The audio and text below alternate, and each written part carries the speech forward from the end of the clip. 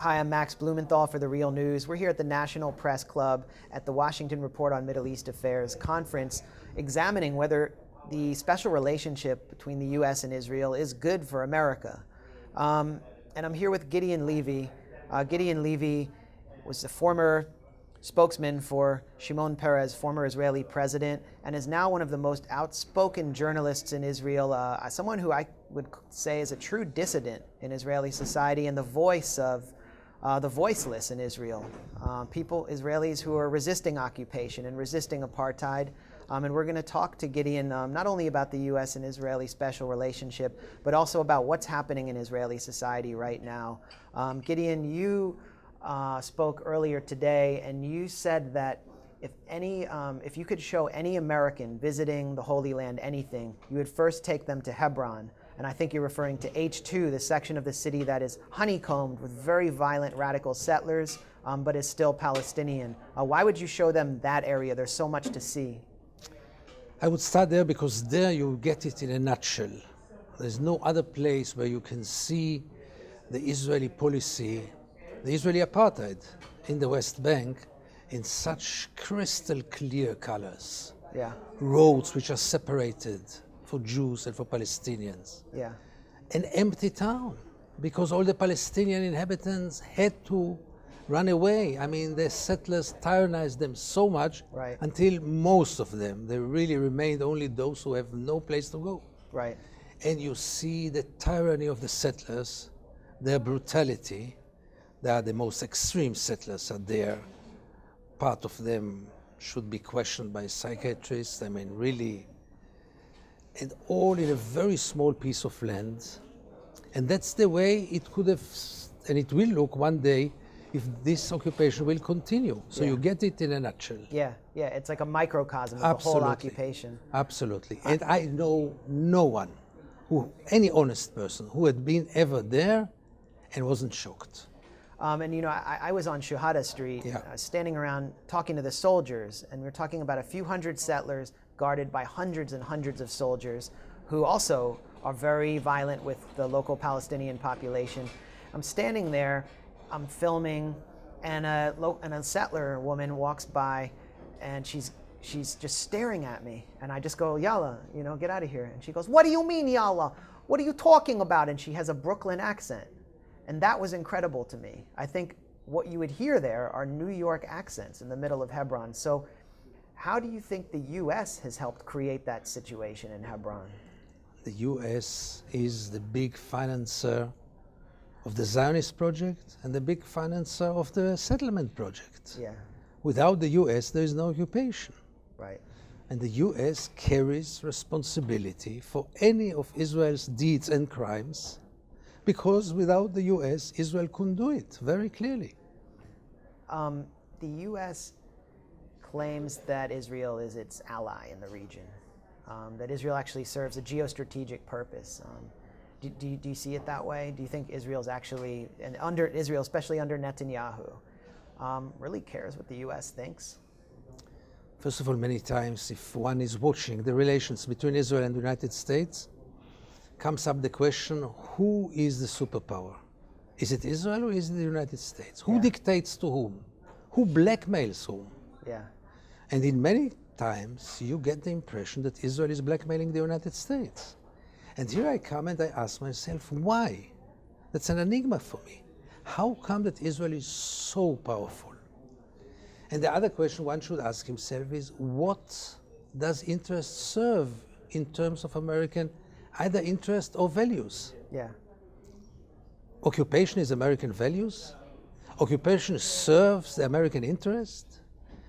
Doesn't America see that it pays a hell of a price for this automatic and blind support of Israel and of the occupation project? Is it reasonable that in the 21st century the United States will finance an apartheid regime in the occupied territories? All those questions should be raised, but I'm not sure anyone has an answer. Well, we don't have anyone in our media here, in our mainstream media, who raises them. And you at least are at Haaretz, you have a column. Talk about your own experiences raising these issues, raising the uncomfortable and really disturbing issues of occupation, apartheid, and how it's creeping back into Jewish-Israeli society. How's that affected you over the past years, especially since Netanyahu's been in power? The recent years, it became less and less pleasant and maybe even less and less secure. As you might know, there was a certain time during the last war in Gaza in which I even had to be accompanied by bodyguards. It's to be, let's leave alone me because I'm just one individual. What really matters is that to speak for consciousness, to speak for morality, to speak for maintaining the international law is perceived in Israel as treason, not less than this. The worst curse that you can hear today is you are a leftist. That's a curse in Israel. This atmosphere, violent, aggressive, and lacking any kind of tolerance, is above all dangerous for the future of Israel. Yeah. Where do you see the future going? You have a culture minister, Miri Regev, who is demanding a kind of loyalty oath from artists. Actually, an artist friend of mine, Natalie Vaxberg-Cohen, has been jailed or indicted for her art. In the school system, you're seeing very strong imposition of religious nationalist indoctrination and militarism. The youth in polls seem to be more racist than their parents and grandparents. We're talking about the Jewish-Israeli youth. And it doesn't seem like the occupation is coming to an end. It actually seems like a future component of Israel. So where do you see it going over the next 5 or 10 years, and how long can you hold on? First of all, American liberals should know all this. They should know that they are supporting first sign of fascism in Israel. I don't call it yet fascism, but first signs, very clear, first signs of fascism. And America is behind it. Yeah. And America is supporting it. Yeah. And America keeps one blind eye to it. And America keeps financing it. This should be known and should be really recognized by any American, mainly the liberals, who care where the taxpayer money goes, and so much of it. Now, where does it go? I can't imagine myself one hopeful scenario.